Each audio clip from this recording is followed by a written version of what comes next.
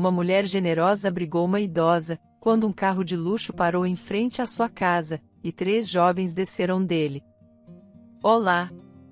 Seja bem-vindo! Curta, se inscreva e ative as notificações. O trovão rugiu, despertando Sarah.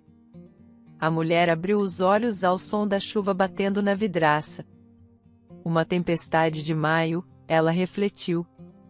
O último mês da primavera havia sido quente e seco, tornando a chuva uma mudança bem-vinda. Ela abriu as cortinas para admirar a chuva limpando as folhas jovens da poeira. Olhando para baixo, ela notou um grande carro preto na rua deserta. Ao lado dele, estavam 3 homens, 2 vestidos de preto. E o terceiro, perto do carro, usava jeans e uma blusa branca. Ele parecia estar procurando alguém entre as janelas dos apartamentos. De repente, a campainha tocou. Sarah apressou-se pelo corredor, que Jeanette ultrapassou. A mulher já estava acordada preparando o café da manhã, então ela chegou primeiro à porta. Jeanette disse que o menino do vizinho, Tomé, veio buscar sua avó. Eles têm um carro bonito e parecem sérios. Eles me deram $20.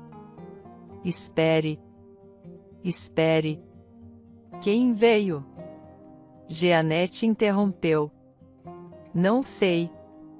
Eles só me pediram para chamar Sarah Reed. Respondeu o menino. Sarah olhou para Tomé surpresa. Ela não esperava ninguém há muito tempo e tinha certeza de que ninguém a procurava.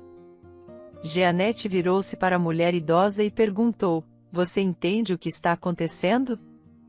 Eu, absolutamente não. Jeanette. Sarah respondeu. Mas de fato há um carro estacionado lá.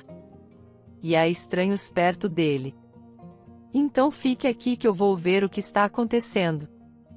Jeanette disse resolutamente, calçando os sapatos e jogando uma blusa leve sobre o vestido.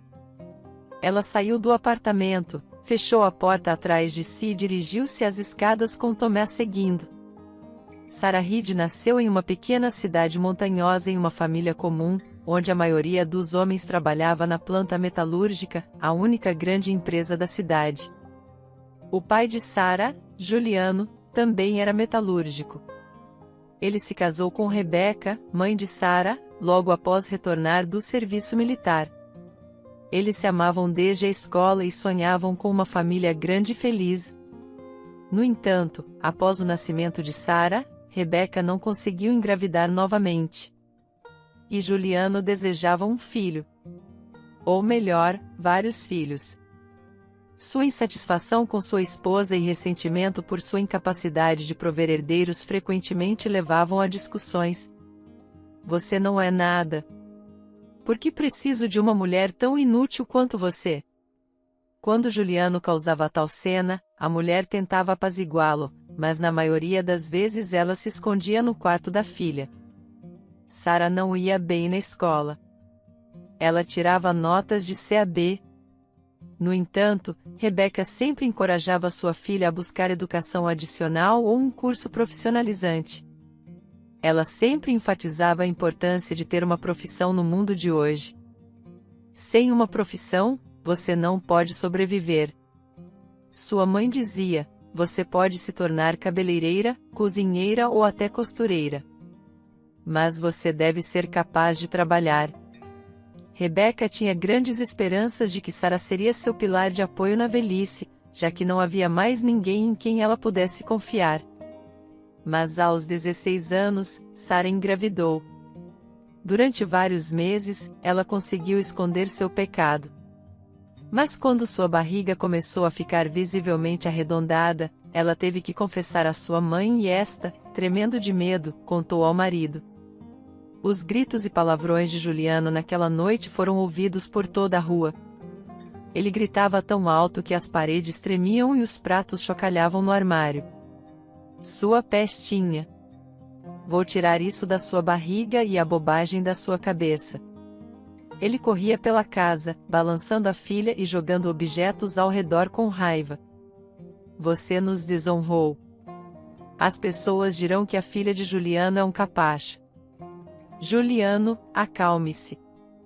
Nossa filha não deveria ficar nervosa agora, tentou acalmar Rebeca, sua esposa. Ah, ela não deve ficar nervosa, mas pode flertar com homens, gritou o pai, inflexível. Afasta-te, mãe. Vou ensiná-la uma lição. Não, Juliano. Não toque na sua filha. Levarei ela ao médico amanhã e resolveremos tudo. Rebeca foi até o armário onde tinha uma garrafa de uísque escondida atrás de outros pratos. Pegou um copo de dose, bateu-o na mesa e serviu. Beba, Juliano. Beba e acalme-se. O homem rapidamente esvaziou seu copo e Rebeca encheu novamente. Ela sabia que o marido relaxaria após algumas bebidas e talvez não batesse em Sara. Ela não queria levar a filha grávida com hematomas ao consultório médico. Caminhando em silêncio após sair da clínica feminina no dia seguinte, Sara e Rebeca se perguntavam o que o futuro reservava. A gravidez estava avançada e nada podia ser feito a respeito. Em vez disso, o médico as instruiu a completar um exame médico e fazer testes. Quando questionado sobre o pai do bebê, Sara alegou que não havia um. Deveria denunciar isso à polícia e aos serviços de proteção à criança, disse o médico, severamente. Você precisa me dizer quem fez isso com você. Ele estava apenas de passagem pela cidade.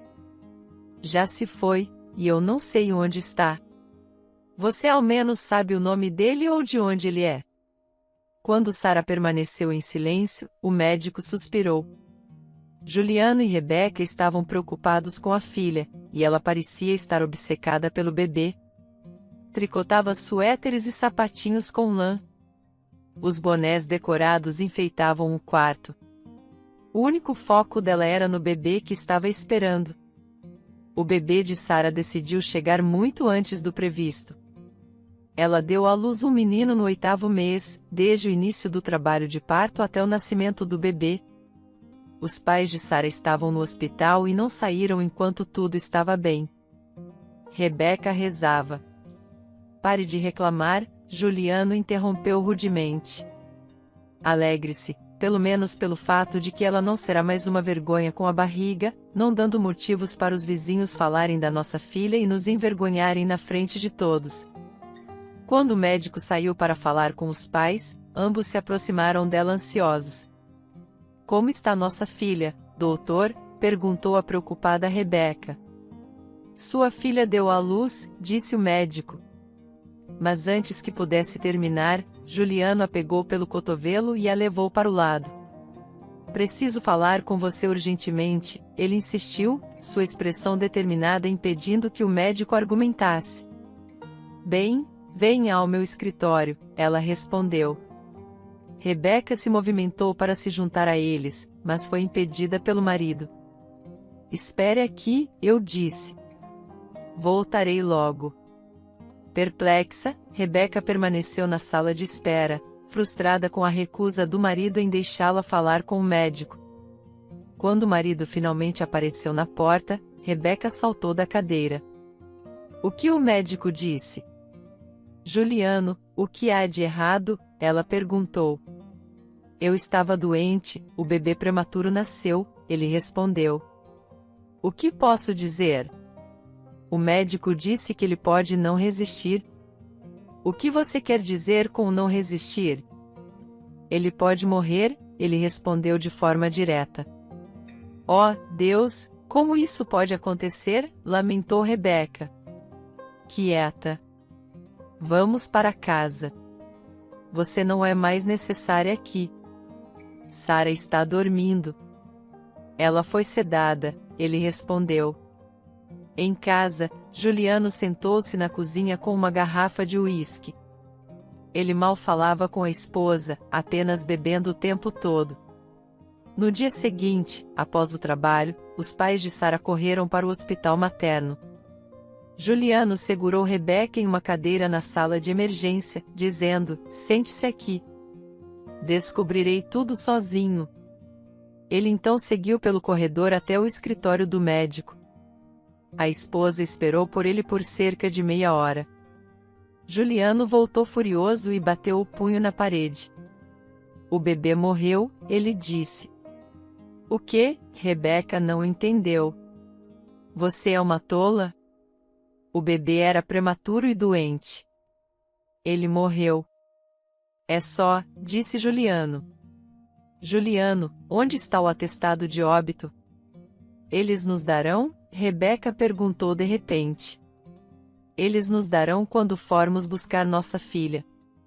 Vamos, o homem dirigiu-se para a saída. E Rebeca correu atrás dele. Em casa, a mulher desabou em lágrimas. Ela estava desolada pelo bebê, pela filha e pela oportunidade perdida de ser avó.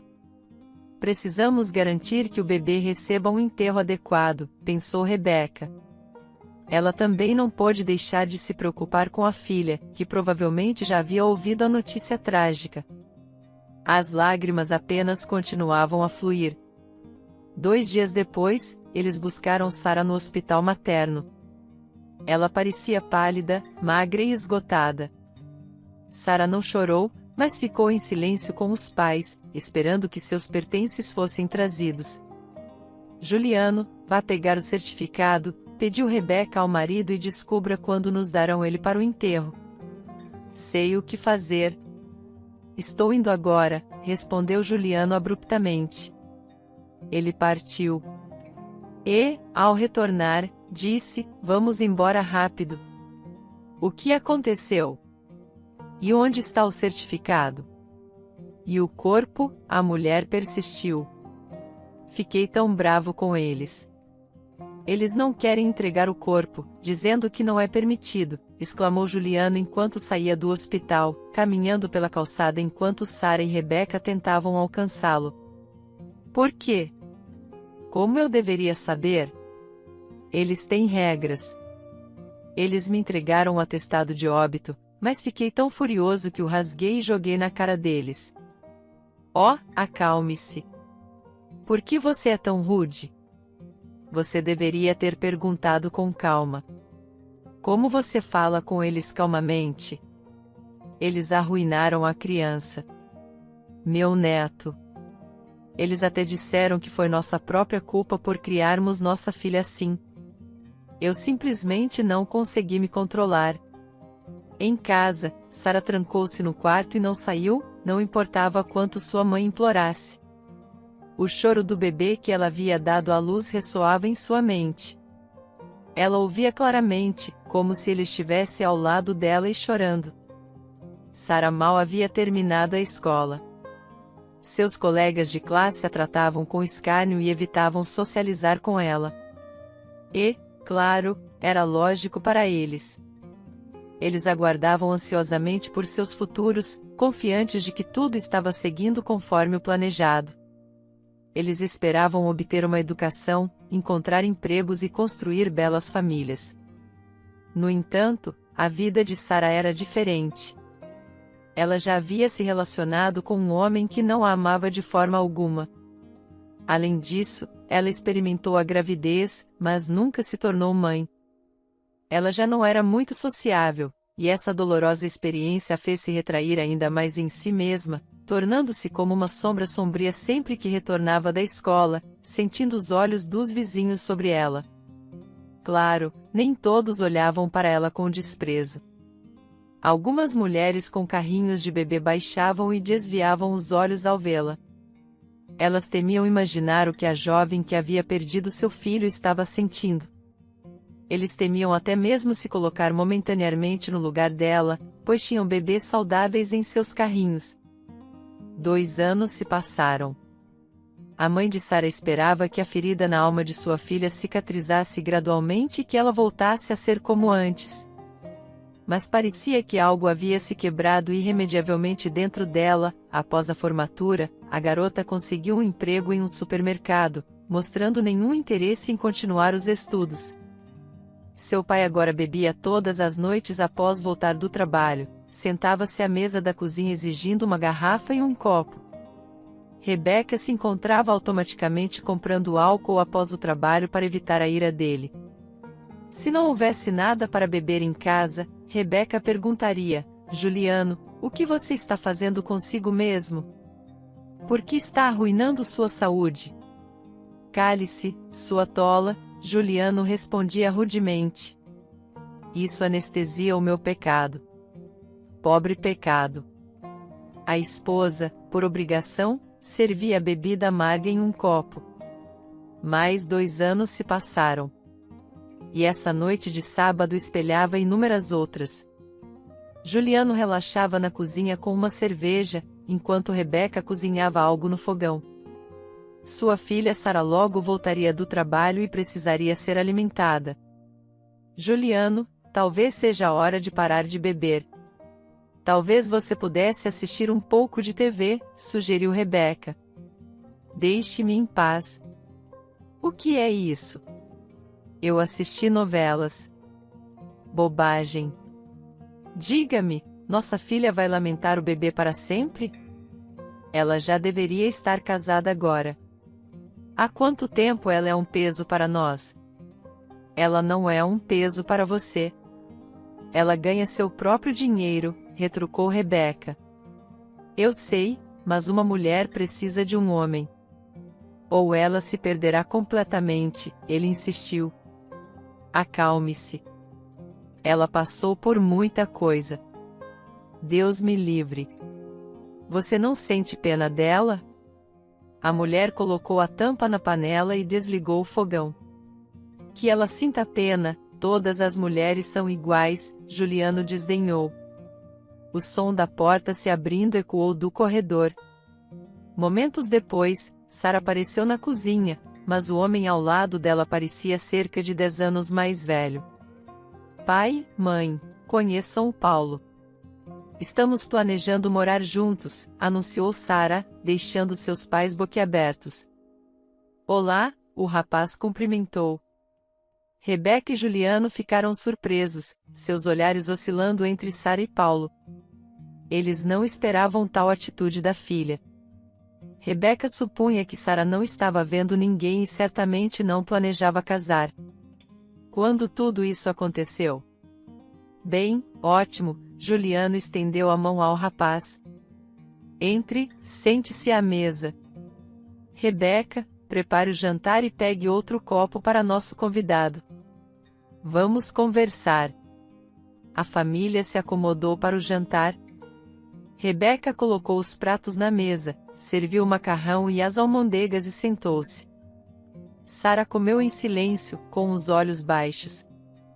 Ela parecia indiferente a tudo que acontecia ao seu redor. Bem, vamos brindar para nos conhecermos, o pai ergueu seu copo, e Paulo juntou-se a ele, bebendo o seu de um gole. Há quanto tempo vocês estão juntos? 1 semana agora, respondeu Sara, brincando com a comida. Não muito tempo, devo admitir, Juliano coçou a nuca e encheu os copos novamente. E vocês dois já decidiram se casar? Não. Não teremos um casamento, respondeu a filha. Por que não? Decidimos que não vale a pena gastar dinheiro em um casamento inútil, interrompeu Paulo. Não há sentido em reunir uma multidão de pessoas desnecessárias. E você acha aceitável se casarem juntos sem um casamento de verdade? Você acha? Juliano retrucou, ficando irritado. Absolutamente, respondeu Paulo, tomando outro gole. Olha, Rebeca, o que eles estão fazendo? O pai indignado, que estava bastante embriagado, continuou. Vou apanhar na fábrica por casar minha filha e não convidar meu time. Senhor Reed, você pode convidar seus colegas e celebrar nossa futura vida feliz, respondeu o jovem. Tome um drink e um lanche com eles. O que nós nos importamos? Quem são eles para nós?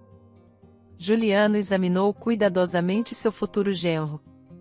Então bateu o punho na mesa com tanta força que os pratos saltaram e o copo vazio de Paulo tombou, rolou e caiu no chão.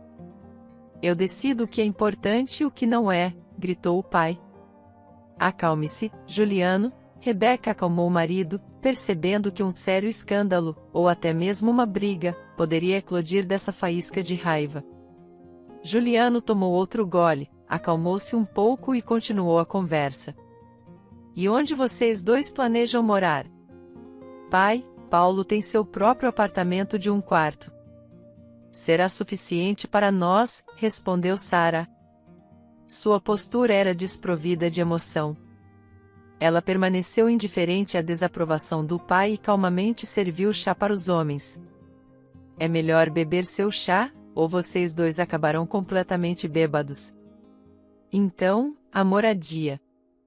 Bom, aprovou o homem. Onde você trabalha? Não em uma fábrica. Não, desculpe. Esse tipo de vida não é para mim, respondeu Paulo. Tenho uma pequena loja de roupas no mercado. Compro barato na capital e vendo por um preço mais alto aqui. Então você é um negociante. Juliano interrompeu. Por que eu deveria ser um negociante? Paulo objetou. Eu sou um empreendedor. Tudo a mesma coisa. Juliano descartou com um aceno de mão. Ele ficou em silêncio por um momento, depois perguntou em um tom mais pacífico. Você está apaixonado ou o quê? Juliano. O amor não é a coisa principal nos dias de hoje.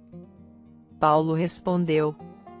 O que é mais importante é a confiança, o apoio e a estabilidade financeira entre marido e mulher. No passado, as meninas eram casadas sem amor, e elas conseguiram formar famílias fortes e prósperas. Não diga bobagens.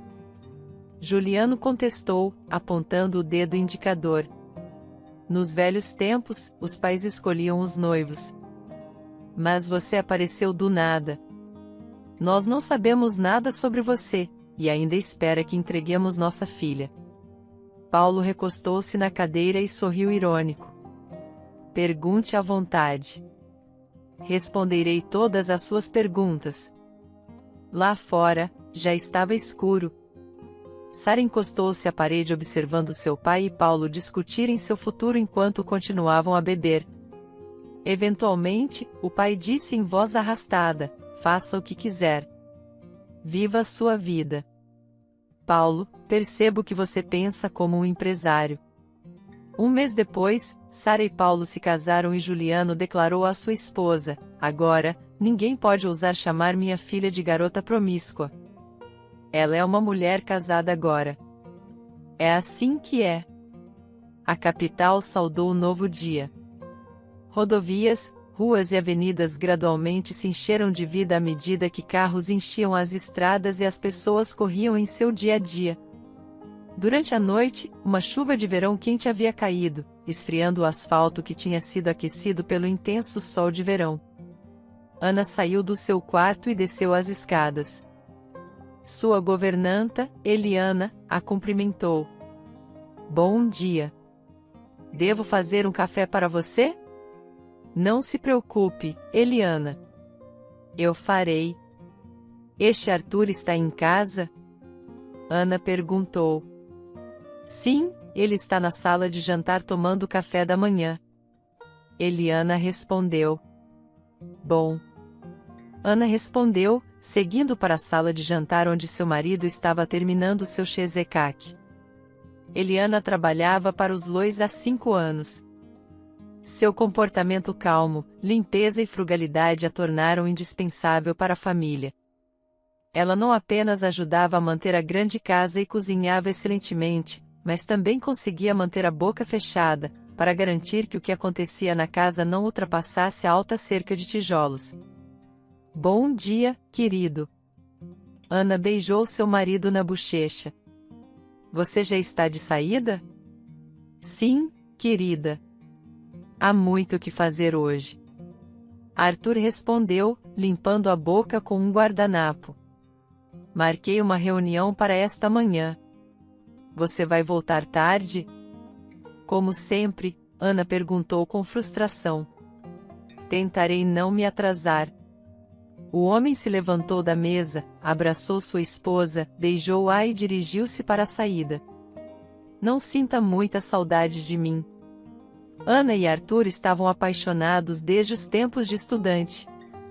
Após a formatura, casaram-se com a ajuda dos pais de Arthur. Sua carreira floresceu rapidamente. Ele rapidamente assumiu a posição de seu pai como diretor-geral de uma empresa de processamento de metais. Essencialmente, ele herdou o cargo quando seu pai optou por se aposentar e desfrutar de uma vida tranquila em uma casa de campo à beira-mar. Ana, não precisando trabalhar, dedicava seu tempo ao seu hobby, a cerâmica. Uma pequena casa foi construída em seu jardim, servindo como sua oficina onde ela criava itens impressionantes como xícaras, jarras, vasos e pratos. O casal vivia confortavelmente, podendo pagar por qualquer luxo, mas havia algo que não conseguiam comprar há 10 anos. Eles estavam tentando ter um filho, mas todas as tentativas foram infrutíferas. Essa incapacidade de conceber afetava mais Ana.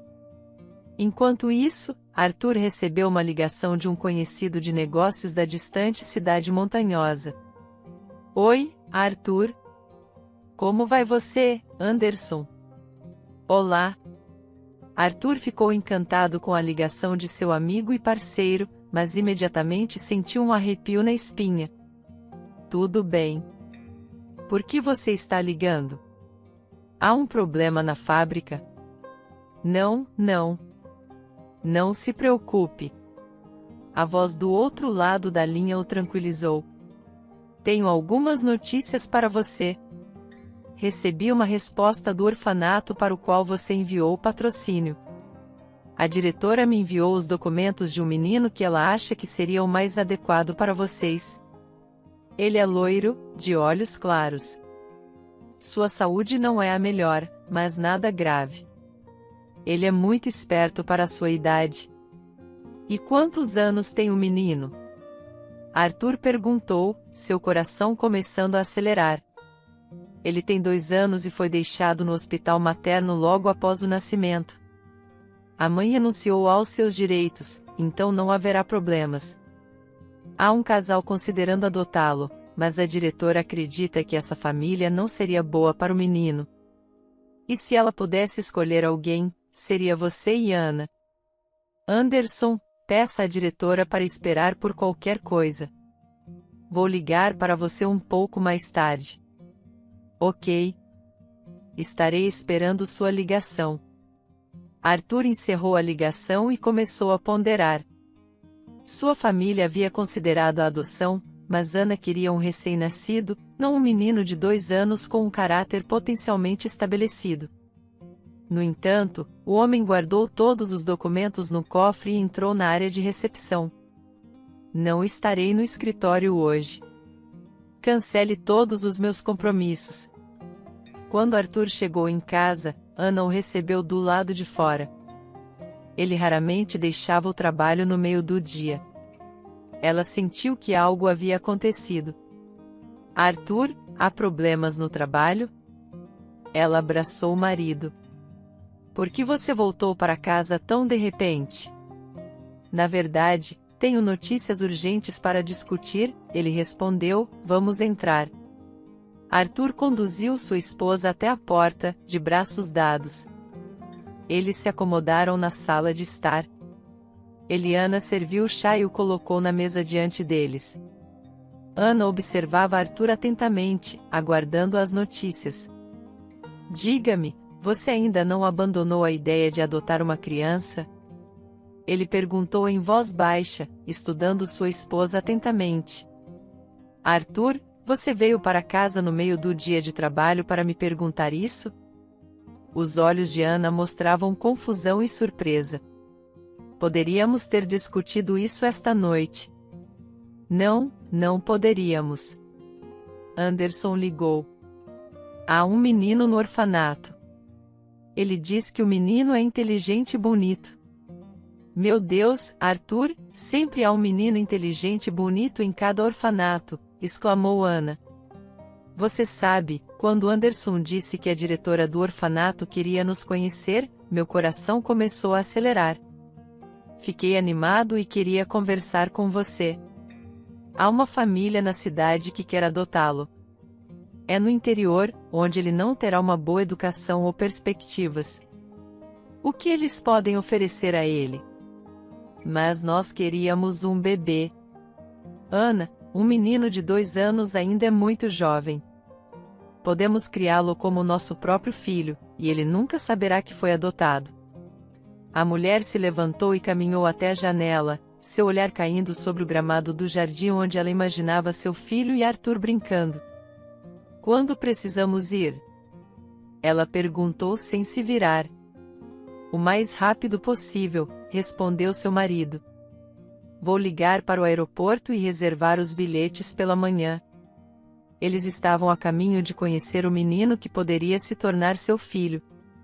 5 horas depois, uma nervosa Ana e Arthur estavam sentados no escritório da diretora do orfanato. Não se preocupe tanto, senhora Lacerda. O menino será trazido em breve. Gostariam de um chá ou café enquanto isso? Os convidados da capital recusaram, ansiosos para conhecer a criança. Então, deixe-me contar um pouco sobre Tarcísio, começou a diretora, retirando o arquivo pessoal da criança do armário. Sua mãe, de 6 anos, assinou uma renúncia logo após o nascimento dele. A criança nasceu prematuramente. Nunca consigo entender como alguém pode abandonar seu próprio filho, que carregou sob seu coração por tanto tempo, disse Ana, tristemente. As situações são diferentes, senhora Lacerda, respondeu a diretora. Nem todos estão prontos para a maternidade. Nestes casos, é melhor que estranhos os criem do que uma mãe angustiada. Naquele momento, a professora entrou no escritório, conduzindo um menino pela mão. Ele estava arrastando um carrinho de brinquedo em uma corda atrás dele. Os Lacerda observaram atentamente o pequeno menino. Loiro, com belos olhos azuis, Tarcísio parecia ter saído diretamente de um livro infantil. Olá! Qual é o seu nome? Ana perguntou, agachando-se ao lado dele. Tarcísio, respondeu o menino, sem medo da senhora desconhecida. Eu sou Ana Lacerda. E este é meu marido, Arthur, ela apresentou, fazendo o menino desviar o olhar para o homem. E quantos anos você tem, Tarcísio? Ana perguntou. Tarcísio estendeu a mão, abriu 2 dedos e anunciou alto, 2. Os adultos presentes riram ao ver a criança confiante, declarando orgulhosamente sua idade. Tarcísio então avançou e ofereceu seu carrinho de brinquedo para Ana. Você gosta de brincar com carrinhos? Ela perguntou. Sim, respondeu Tarcísio entusiasmado. E você gostaria de ir para um lugar onde há muitos carrinhos e todos eles serão seus? Tarcísio assentiu com a cabeça, parecendo direto e confiante, apesar dos adultos observando-o atentamente. Ana se pegou pensando que, se tivesse conhecido ele em outras circunstâncias, não adivinharia que sua mãe o havia abandonado e ele tinha sido criado em um orfanato. Quando Tarcísio foi levado embora, Arthur e Ana trocaram olhares. Suas opiniões haviam coincidido ao longo dos seus 10 anos de casamento, e assim foi novamente agora. Os olhos de Arthur pareciam dizer: este é nosso menino, enquanto os olhos de Ana respondiam: a nós o amaremos mais que a vida. Ao retornar para casa, eles começaram a preparar a adoção. Arthur instruiu seu advogado para reunir e processar todos os documentos necessários. Enquanto isso, Ana estava transbordando de antecipação com a ideia de finalmente ter um filho. Eliana, ela instruiu, limpe o quarto ao lado hoje, mande remover todos os móveis. Compraremos tudo novo, limpe e lave tudo. Precisamos terminar as reformas rapidamente. Esse será o quarto de Tarcísio. Ok, senhora Lacerda, cuidarei de tudo, respondeu Eliana. No dia seguinte, uma equipe de reparadores estava trabalhando no quarto das crianças. E Ana estava na sala de estar com um dos melhores designers de interiores da capital. O jovem, vestindo um elegante casaco sobre um rabo de cavalo, apresentava projetos potenciais. Ana o havia contatado no dia anterior, pedindo um projeto de design rápido para decorar o quarto das crianças. Depois de trabalhar durante a noite, ele agora apresentava orgulhosa, embora nervosamente, suas propostas. Eu gosto desta aqui, disse Ana, apontando para um design de lavatório romano com azul neve. Ótima escolha. Muita luz, espaço e ar. No entanto, todos os móveis aqui são feitos sob encomenda, o que vai levar algum tempo, avisou o designer. Quanto tempo você precisa? Interrompeu Ana. Penso que cerca de 1 mês. Eu te dou 2 semanas. Tudo deve estar pronto até então. Entendido, respondeu o designer, embora sua voz demonstrasse falta de confiança. 2 semanas depois, Arthur viajou para a cidade nas montanhas para buscar Tarcísio, enquanto Ana, em casa, estava inquieta de preocupação. E se eles não se entendessem? Quando Arthur ligou do aeroporto para confirmar que o voo tinha pousado e que estavam a caminho de casa, Ana foi para o jardim. Ele estava festivamente adornado com balões e lanternas. Um grande jipe vermelho movido a bateria e uma triciclo chamado Ana estavam orgulhosamente no gramado. Você acha que o Tarcísio vai gostar? Perguntou Ana Eliana, a jovem garota. Não se preocupe, senhora Lacerda, você e o senhor Lacerda serão os melhores pais do mundo. Nem se preocupe. A espera pela chegada de seu marido e de Tarcísio pareceu interminável. Finalmente, o carro de Arthur entrou no pátio. Ana se aproximou do marido e do menino que Arthur estava guiando pela mão. Olá, Tarcísio. Você se lembra de mim? Perguntou Ana. Sim, respondeu o menino, acenando com a cabeça. Você é minha boa. A mulher abraçou a criança, com lágrimas brotando nos olhos. Naquele momento, ela sentiu que estava abraçando sua felicidade. E estava preparada para fazer tudo para garantir que Tarcísio tivesse uma infância repleta de memórias maravilhosas. O menino se integrou à família com surpreendente facilidade. Ele nunca era caprichoso, sempre curioso e participava com gosto de todas as atividades nas quais os adultos se envolviam. Frequentemente, ele ficava com Eliana na cozinha, onde ela fazia deliciosos bolinhos em forma de panqueca e assava tortas de maçã no jardim. Tarcísio incluía o guarda e o jardineiro em seus jogos. Ele dirigia ousadamente seu jipe pelos caminhos, perseguindo as borboletas voando. No inverno, uma pista de patinação foi montada no gramado para Tarcísio. Arthur e Ana ensinaram o menino a patinar e, depois, eles todos desfrutavam de chá quente com deliciosos biscoitos de amêndoa juntos. O casal estava feliz.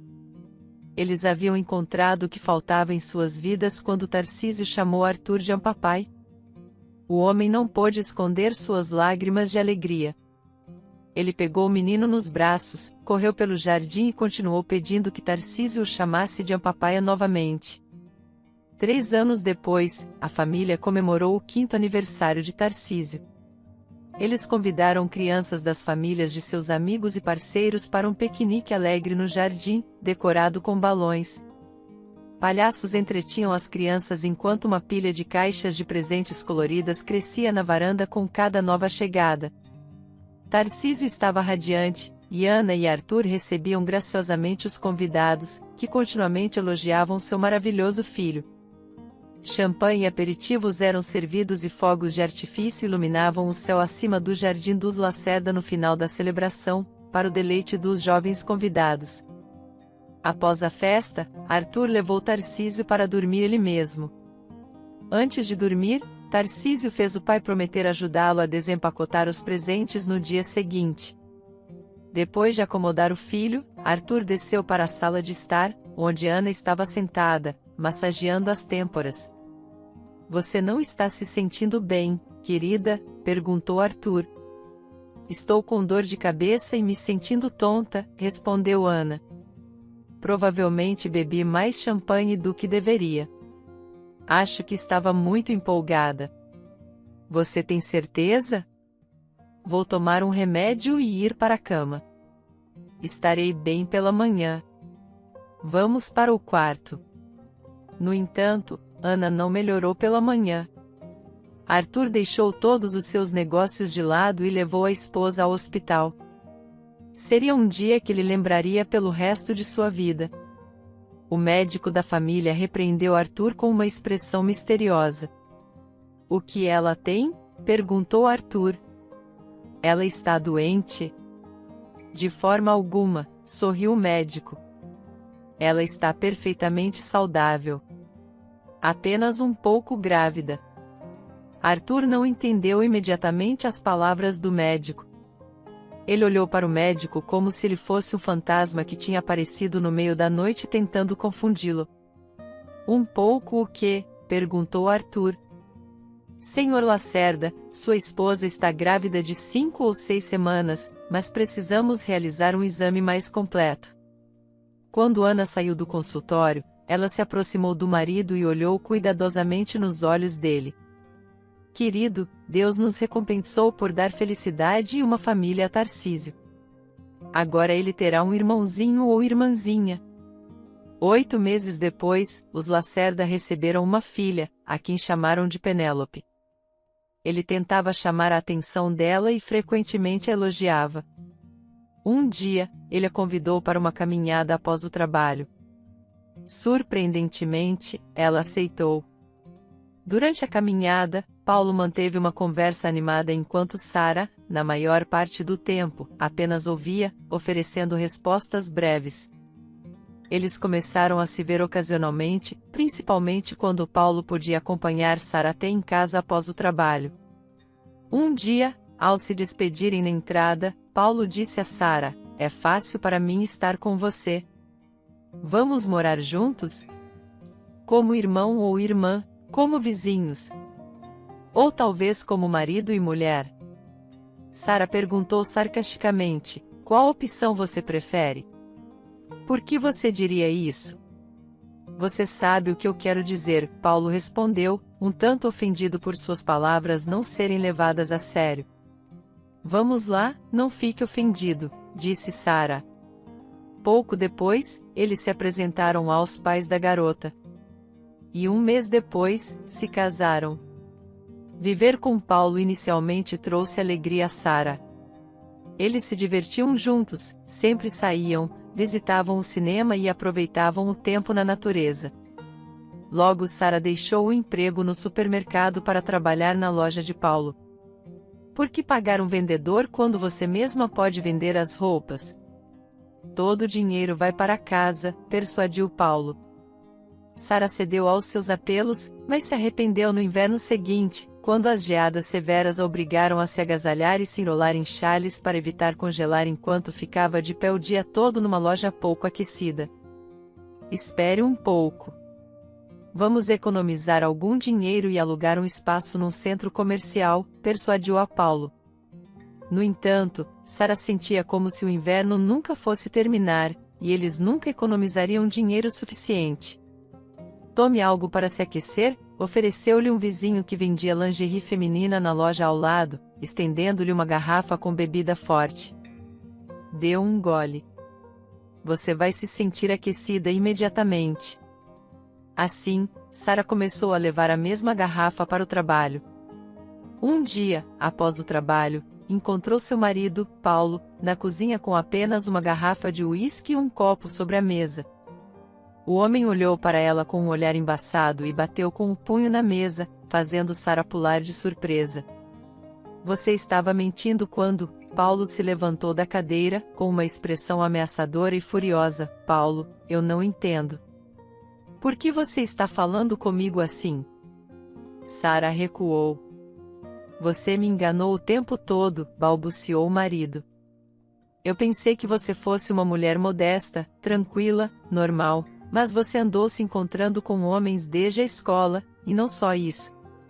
Você estava carregando um bebê de sei lá quem." O tapa ardente trouxe Sara de volta à realidade. Ela segurou a bochecha ardente, olhando com medo para o marido. O medo deu lugar ao ressentimento, que se manifestou em lágrimas. Sara se trancou no banheiro e chorou por 1 hora. Quando saiu, seu marido estava dormindo na mesa da cozinha, com a cabeça apoiada nas mãos. Após esse incidente, a vida familiar de Sara começou a se deteriorar. Influenciado por fofocas de conhecidos e vizinhos, Paulo começou a tratá-la mal. Todos que descobriam quem era sua esposa sentiam-se obrigados a revelar a verdade sobre Sara a ele. Rumores e fofocas alimentavam a ira de Paulo e feriam seu orgulho. Seu consumo de álcool começou a aumentar. Uma noite, Sara sentou-se à frente dele na mesa. "Precisamos ter uma conversa séria", afirmou ela, com uma voz calma, mas firme. "O que aconteceu na escola não deveria afetar nossas vidas agora. Esse capítulo está fechado e o passado é passado. Se você está infeliz vivendo comigo, eu irei embora. Por que você não me contou isso pessoalmente? O que há para contar? Que eu dei à luz e o bebê morreu no hospital? Você realmente precisava saber disso? Que diferença isso teria feito?" "Uma grande diferença", gritou Sara. "Teria mudado muita coisa. Pelo menos eu não teria parecido um tolo para todos os outros. E todo mundo sabia. A cidade inteira. E eu era o único que estava no escuro. Por que você fez isso comigo? Eu não pensei que isso importaria para você. Eu pensei que você tinha se casado comigo, não com a fofoca que está ouvindo agora. Não vou pedir desculpas. Eu não fiz nada de errado. A vida apenas me ensinou uma lição." Uma única lágrima grande escorreu pela bochecha de Paulo. Sara sentiu pena do marido. Ela se levantou da mesa, aproximou-se dele por trás e o abraçou. Não houve discussão séria naquela noite. Mas a vida do casal foi ainda mais errada. Pouco a pouco, Paulo parou de cuidar da loja e de repor o estoque. Assim, a receita foi caindo de mês a mês. Após 5 anos, ele teve que fechar o negócio por completo. No ano seguinte ao fechamento, Paulo e Sara estavam quase constantemente embriagados. De vez em quando, amigos, colegas alcoólatras, apareciam, começavam brigas e causavam tumulto, para o aborrecimento dos vizinhos. Com o tempo, o casal gastou suas economias e vendeu seus pertences por uma ninharia, tudo em busca de sua próxima bebida. Em momentos de lucidez, Sara percebia que precisava mudar seu estilo de vida. Nesses momentos, ela expulsava os convidados e arrumava a casa. Sua mente a instigava a parar de beber, a agir com sabedoria, a mudar sua vida. No entanto, as exigências da ressaca de seu marido a levavam de volta aos velhos hábitos. Era um ciclo interminável. Esse ciclo poderia ter continuado indefinidamente se não fosse por um incidente que mudou completamente a vida de Sara. Um dia, ela estava voltando da loja com uma garrafa na bolsa. Seu marido a esperava em casa, mas ela não queria voltar. Em vez disso, sentou-se em um banco no jardim público, observando as folhas amarelas caírem suavemente das árvores. Era um belo dia de outono, do tipo que os poetas frequentemente escrevem. Sara pensou que foi um erro deixar o supermercado, um erro trabalhar na loja de Paulo, um erro casar-se com Paulo. De repente, um homem digno em um sobretudo cinza se aproximou dela. "O outono não é época para estar triste", ele disse, falando consigo mesmo ou com Sara, não estava claro. A mulher virou-se para olhá-lo. O homem tinha um rosto bondoso, com olhos brilhantes e rugas nos cantos, parecendo ter cerca de 20 anos a mais que ela. "Talvez", ela respondeu, "mas há muitas outras razões." Ele sorriu. "Muitas, de fato." Por algum motivo, ela sentiu o desejo de conversar com esse homem, de ter alguém que se solidarizasse com ela. Como se ele percebesse isso, então estendeu a mão para ela. "Sara", ela respondeu, e o calor do aperto de mão agitou sua alma, trazendo uma sensação de apreensão que ela não conseguia entender. "Sabe, Sara, quando minha esposa faleceu, deixando minhas filhas e eu sozinhos, eu buscava consolo no que agora está na sua bolsa, ele disse, percebendo sua expressão surpresa e acrescentando, sim, não fique chocada. Eu a vi na loja. A mulher se mexeu no banco, sentindo-se envergonhada por ser acusada de beber. Ela sempre tentou esconder seu consumo de álcool de vizinhos e conhecidos. No entanto, esse homem identificou facilmente sua fraqueza. Minhas meninas tinham apenas 5 e 3 anos, continuou ele.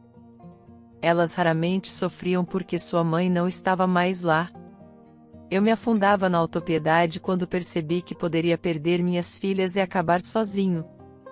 Percebi que o álcool não era a solução. Você tem que viver por aqueles que te amam e dependem de você. Não tenho ninguém por quem viver, respondeu Sarah.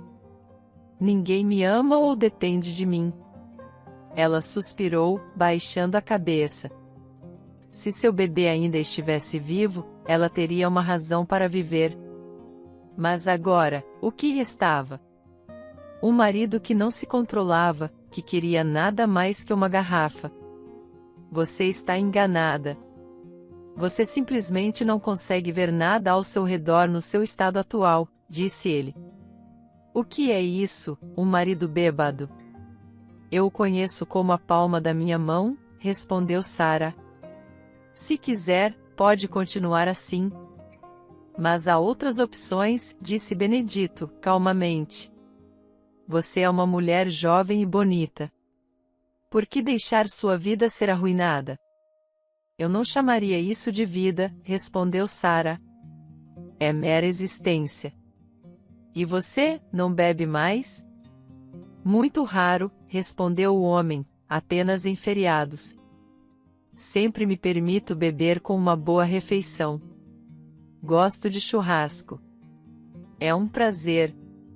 A natureza em toda a sua glória, brasas brilhando e carne aromática sobre elas. HM, como você pode resistir a um pequeno copo de vinho? Sim, sorriu Sarah. Faz séculos que não vou a um churrasco.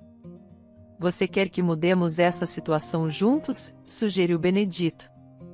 Sério? Perguntou Sarah, desconfortável, sentindo-se como se estivesse impondo-se a esse homem bondoso. Olhe para o tempo. Está maravilhoso. Já sinto falta das viagens ao campo. Confie em mim, você precisa disso agora, exclamou ele. Bem, vamos, ela respondeu incerta. Ótimo, amanhã há 1 hora. Encontre-me aqui, disse o homem, levantando-se e apertando a mão de Sarah. Até amanhã, então ele se virou e saiu pelo corredor. Por um tempo, Sarah observou esse homem notável, percebendo que nada na vida acontece sem um motivo. Se o destino tinha trazido inesperadamente para sua vida, era um sinal. No caminho para casa, Sarah se pegou sorrindo sem perceber. Ela não se sentia tão leve e serena há muito tempo. Ela chegou em casa de alto astral, mesmo Paulo, desgrenhado e embriagado, com sua camiseta rasgada e calças desgastadas, não conseguia abalar seu humor colocando uma garrafa na frente dele. Sarah estava prestes a sair da cozinha quando ele murmurou, e você, sente-se, querida. Vamos beber juntos. Não, obrigada, respondeu Sarah firmemente. Ela se trancou no banheiro e ficou debaixo do chuveiro por muito tempo. Sentia como se a água quente a estivesse rejuvenescendo, lavando quaisquer vestígios de choques passados de cada célula da pele. No dia seguinte, vestida com jeans e uma jaqueta, ela foi ao parque onde Benedito já esperava. 2 adolescentes estavam com ele. Conheça Sarah. Estas são Mariana e Clara, minhas filhas, então ele apresentou suas filhas. Prazer em conhecê-las, respondeu Sarah. Eles foram até o rio e encontraram um lugar aconchegante. Benedito montou uma grelha, tirou um balde de plástico cheio de carne marinada, pão e legumes da mochila. Então, meninas, eu preparo a carne e vocês cuidam do resto, ok? Ele perguntou, virando-se para Sarah e suas filhas. Entendido, papai, respondeu a mais velha, Clara. Sara notou que as filhas de Benedito eram muito eficientes. Elas cortavam habilmente os pepinos e tomates e os arrumavam em pratos de plástico descartáveis. Você e o papai trabalham juntos? Perguntou Mariana. Não, respondeu Sara. Recentemente conhecemos alguém interessante, disse Clara, examinando atentamente o novo conhecido de seu pai. Nós pensamos que você também fosse professor. Seu pai é professor? Claro, ele leciona na faculdade. Ele ensina estudantes, disse Megan orgulhosamente. Quando a carne ficou pronta, todos se sentaram na manta que servia como mesa improvisada. O piquenique foi um sucesso. As meninas foram educadas, embora não tenham mostrado muito interesse em Sara, o que a fez sentir-se melhor. Então, serviram chá de uma garrafa térmica e entregaram a Sara. É de rosa mosqueta, disse o homem. Eu mesmo faço. É uma bebida vitamínica muito útil, obrigada. Sabe, eu me sinto tão confortável na sua companhia, confessou Sara como se eu a conhecesse há 100 anos. Estou radiante, respondeu Benedito, sorrindo. Sara voltou para casa tarde, quando já estava quase completamente escuro. Onde você esteve? Trouxe alguma cerveja? Paulo perguntou mal-humorado. Vá você mesmo, já que precisa, e eu vou dormir. Sara fechou a porta do quarto. Os resmungos de seu marido ainda podiam ser ouvidos por um tempo. E então a porta da frente bateu. No dia seguinte, Sara foi cedo ao supermercado, onde costumava trabalhar. E foi contratada novamente. E um mês depois, a caminho de casa, ela viu Benedito. Olá, Sara. Olá. A mulher sorriu. Como você veio parar aqui? Ah, na verdade, estou esperando por você. Por mim? Por quê? Sara se perguntou. Eu quero falar com você. Eles caminharam pelo beco em silêncio. De repente, Benedito parou e começou a falar. Ele mencionou que não era mais jovem e disse que não achava que haveria uma mulher em sua vida. Ele mencionou suas filhas que precisam do cuidado de uma mulher. Depois de uma breve pausa, ele disse, Sara, me ofereceram uma boa posição no departamento na cidade regional. Eles estão fornecendo um apartamento espaçoso. Você virá conosco? O que você quer dizer? Sara perguntou confusa. Apenas venha comigo. Não exijo nada de você. Apenas esteja lá por mim. Seja minha amiga. Minha companheira pelo resto da minha vida. O homem suplicou olhando nos olhos dela com esperança. Mas Sara começou a objeção. Mas então o silenciou com a mão. Não diga nada. Você tem uma semana. Ele entregou-lhe um cartão de visita. Aqui está meu número de telefone. Se concordar com minha proposta, ficarei muito feliz e feliz. Agora deixe-me te levar para casa. Está tarde e escuro. Eles caminharam até o lugar de Sara em silêncio. Ela não precisava de palavras. Ela já sabia. Ela queria estar perto deste homem maduro, inteligente e sábio. Uma semana depois, ela, com apenas uma bolsa de pertences, partiu com Benedito e suas filhas para a cidade regional, deixando para trás seu marido alcoólatra e uma vida de desespero na mansão Louis. Na mansão, um clima festivo prevalecia. Havia 23 anos desde que Tarcísio se juntou à família. Ao longo desses anos, o casal nunca se arrependeu de adotá-lo. No entanto, decidiram não revelar o segredo de seu nascimento. Eles o amavam profundamente, e seu afeto era correspondido pelo menino. Ninguém era mais precioso do que sua mãe e seu pai, exceto sua irmã mais nova, Penélope. Eles eram inseparáveis quando Penélope era um bebê. Seu irmão mais velho podia passar horas com ela. A diferença de 5 anos de idade o fazia sentir-se sábio e autoritário. Ele sempre levava sua irmã para o jardim, lia livros para ela e até ensinava-a a construir um boneco de neve. E agora Tarcísio estava terminando seus estudos no exterior e deveria voltar para casa para passar as férias. Então Eliana preparou um almoço suntuoso, incluindo a torta favorita de Tarcísio. Quando o carro entrou no quintal, Penélope correu para cumprimentar seu irmão. Tarcísio, ela exclamou, abraçando-o apertado. Estou tão feliz que você está aqui. Silencie-se, você selvagem. Tarcísio riu, seguindo Penélope. Ana e Arthur também saíram para o terraço. Todos estavam de bom humor. Como foi seu voo, filho? Arthur perguntou abraçando Tarcísio. Oh, bom pai, Tarcísio respondeu. Depois de abraçar e beijar sua mãe, todos entraram na casa. Uma vez instalados na sala de estar, os pais não puderam deixar de admirar seu filho. Ele cresceu tanto, Ana exclamou. Não posso acreditar que nosso menininho está crescido. O que você esperava? Que ele ficasse pequeno correndo atrás de uma bola no quintal e pegando doces da Eliana na cozinha? Arthur brincou. A família passou o dia inteiro em casa, aproveitando a companhia um do outro. Olhando como os filhos crescidos brincavam, Ana estava feliz. Apenas o estado de saúde de seu marido estragava sua felicidade. Ana foi acordada no meio da noite pelos gritos de dor de seu marido. As dores de Arthur haviam piorado e ele já não conseguia suportá-las. Silêncio, querido, eu vou pegar um comprimido agora, disse Ana saindo da cama.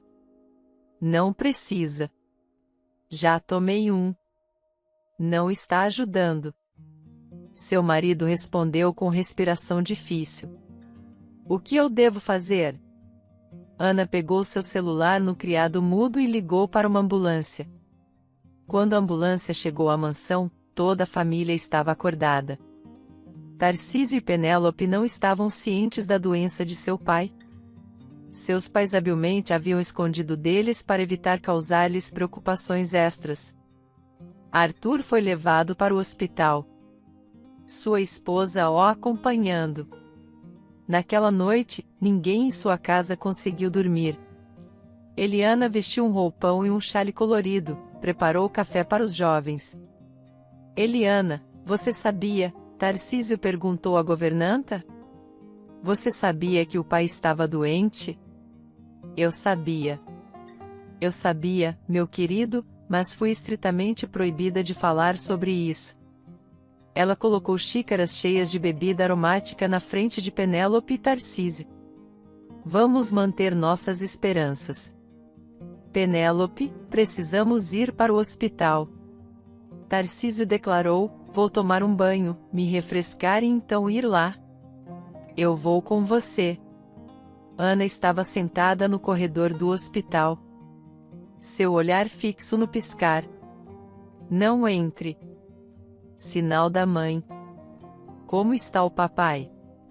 Penélope envolveu os braços em torno de sua mãe, puxando suas roupas. Ele não está bem, querida, que ele vai melhorar, certo?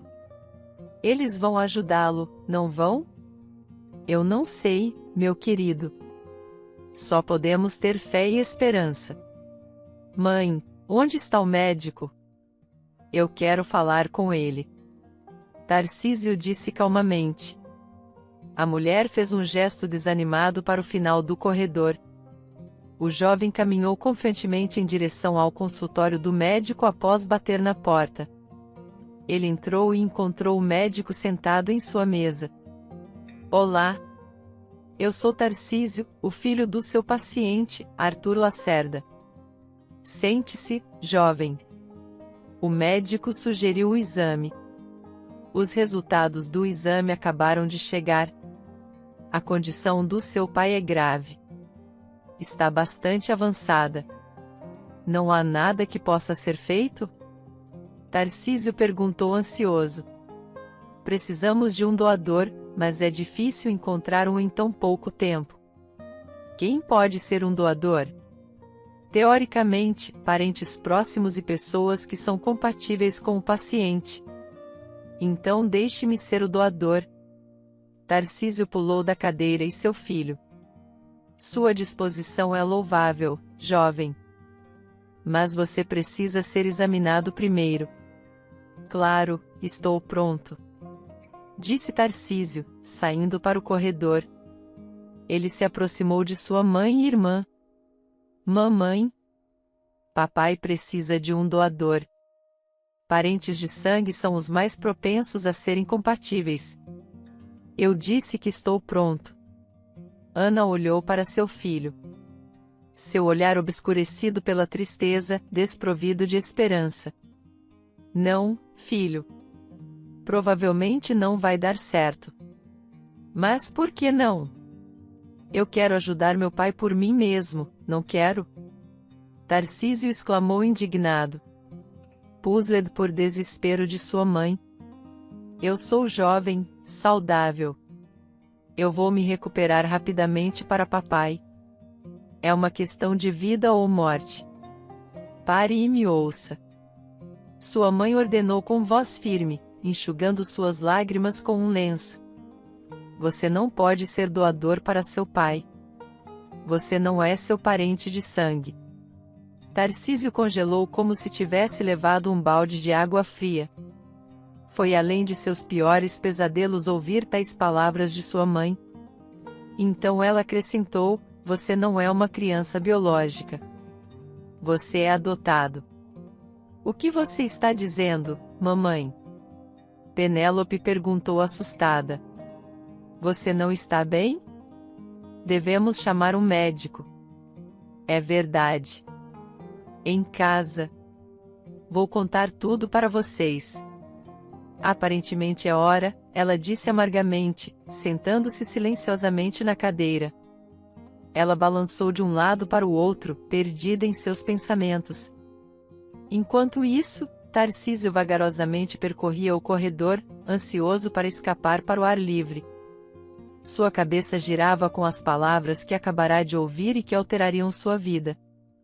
As pessoas frequentemente dizem que uma pessoa não pode sofrer indefinidamente. Se Deus impõe provações, sofrimentos e dores a elas, serão recompensadas com felicidade e bem-estar no devido tempo. Isso era verdade para Sara.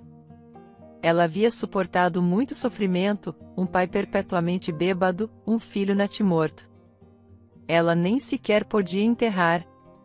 E seu marido, que quase a transformou em alcoólatra.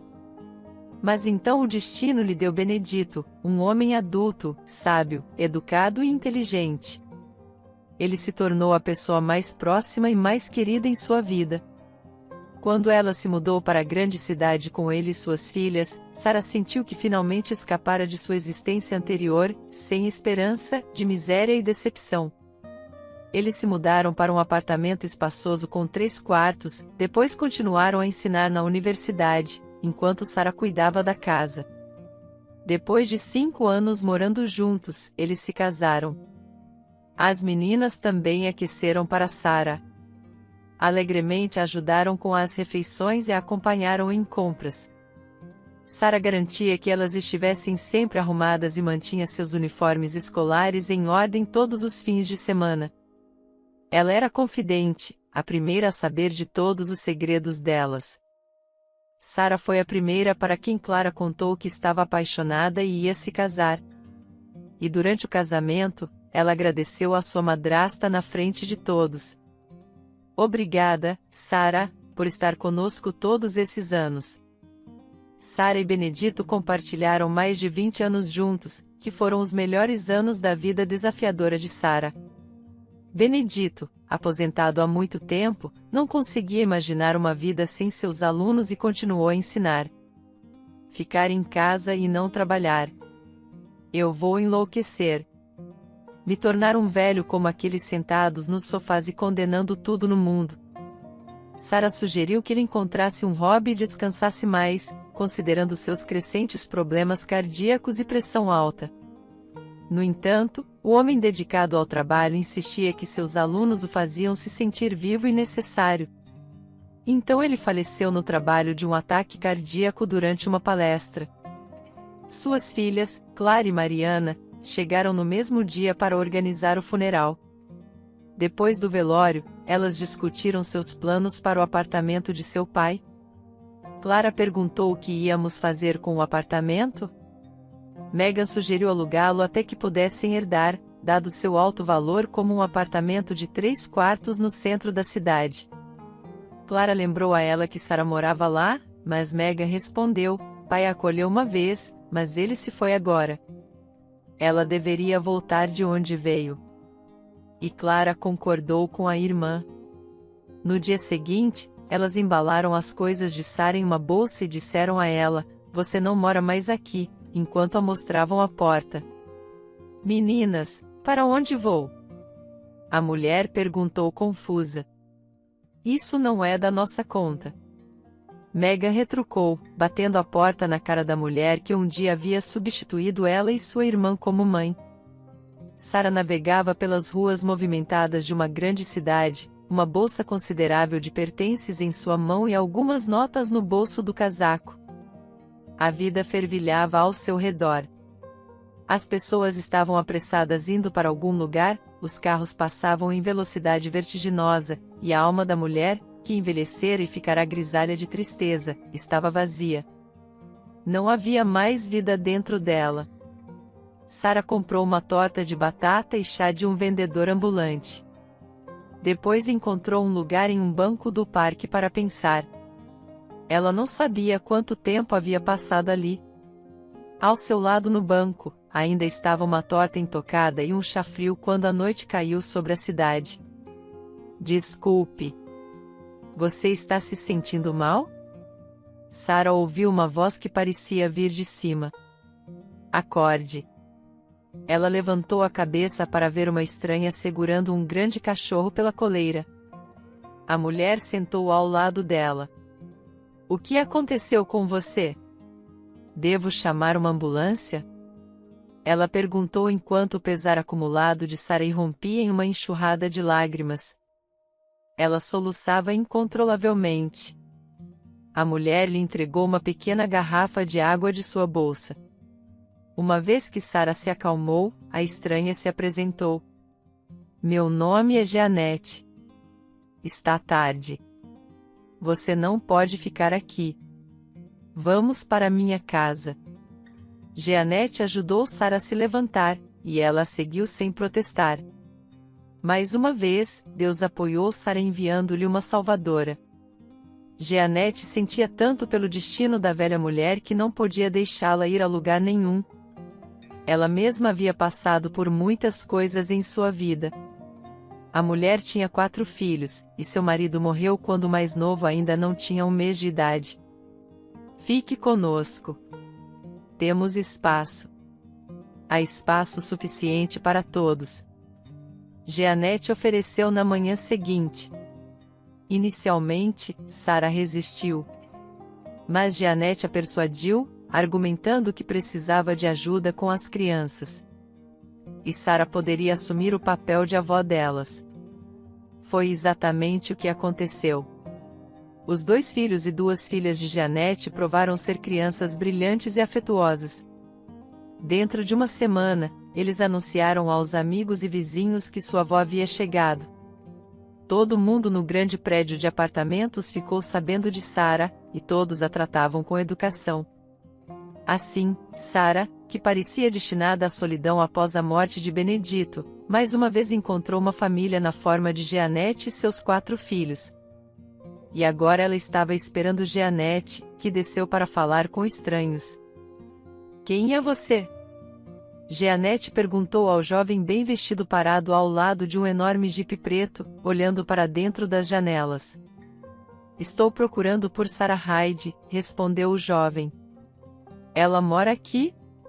Talvez você pudesse se apresentar primeiro e explicar do que se trata. Jeanette respondeu com ceticismo. Claro. Meu nome é Tarcísio. Até onde pude apurar, Sarah Hyde provavelmente é minha mãe biológica. As sobrancelhas de Jeanette se ergueram. Até onde eu sei, Sara não tem filhos.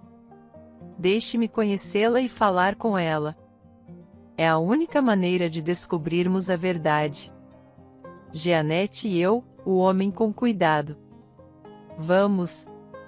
Ela disse indo em direção à entrada. Os dois seguranças seguiram Tarcísio, mas ele os deteve. Esperem aqui, por favor. Sara colocou a chaleira no fogão e sentou-se à mesa.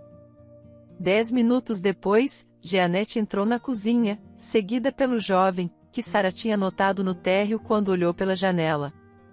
Sara, eu não entendo nada, mas este homem precisa falar com você. Jeanette disse, parecendo confusa. Vou deixá-los a sós. Fiquem aqui, enviou as crianças que estavam observando o hóspede curiosamente para o quarto perto da porta e convidou Tarcísio a se sentar. Então ela se sentou.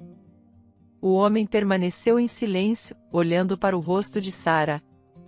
Sara sentiu como se tivesse visto este jovem em algum lugar antes. Seu rosto parecia familiar, mas ela não conseguia lembrar de onde você é, Sara Hyde? Tarcísio finalmente perguntou. Meu nome é Tarcísio. Tarcísio, por muitos anos, tenho procurado por minha mãe, que me deixou no hospital maternidade. Jeanette e Sara trocaram olhares surpresos. Como elas poderiam ajudar esse homem após um breve silêncio? Tarcísio continuou sua história. Eu nunca soube que fui adotado até meu pai estar em seu leito de morte. Foi então que minha mãe revelou emocionalmente que ela e meu pai me adotaram quando eu era muito jovem. A princípio, fiquei furioso e até saí de casa. Eventualmente, porém, me acalmei e comecei a procurar por minha mãe biológica. Tudo que eu sabia era o nome da cidade e que minha mãe, com 16 anos, me deixará no hospital maternidade logo após o nascimento. Eu imaginei inúmeras vezes como encontraria e expressaria meus sentimentos para mães como ela. Mas então eu mentalmente agradeceria por minha existência. Afinal, tenho uma vida feliz e próspera. Os melhores pais do mundo e uma irmã que eu amo profundamente. Infelizmente, todas as minhas buscas não deram em nada. O rastro esfriou no hospital maternidade. Houve um pequeno incêndio, e os documentos foram perdidos. Ninguém se lembrou de mim, exceto uma jovem faxineira. No momento do meu nascimento, ela estava limpando o corredor do hospital. E ela ouviu uma conversa entre o médico e o avô de um recém-nascido prematuro. O avô exigiu assinar uma renúncia. Eu sou o pai. Minha filha é menor de idade, então tenho o direito de decidir por ela. O homem afirmou em voz alta. A faxineira ficou tão profundamente afetada pela decisão do pai que ela se lembrou do incidente pelo resto de sua vida. Ela também me contou que ouviu dizer que a jovem mãe foi informada de que seu bebê havia morrido, mas ela mesma viu que o menino foi enviado para o orfanato. Foi então que percebi que minha própria mãe não sabia que eu estava vivo. E consegui as pistas que me levaram até você. Tarcísio ficou em silêncio. Ele olhou para Sara, que ouvia a história em silêncio. Lágrimas escorriam por suas bochechas. Ela não conseguia acreditar que seu pai poderia cometer um ato tão cruel. Ele já se fora, e não havia ninguém para questionar. Sara estava cheia de tristeza e alegria ao perceber que seu filho estava vivo. Ela queria se levantar e abraçar seu filho, mas seu corpo estava congelado no lugar. Lágrimas também escorriam pelo rosto de Tarcísio, e ele lutava com um nó na garganta. Finalmente, ele engoliu em seco e declarou confiantemente: Eu encontrei você, mãe. Agora nunca mais nos separaremos. Espero que tenha gostado da história. Curta, comente e compartilhe. Obrigado por assistir.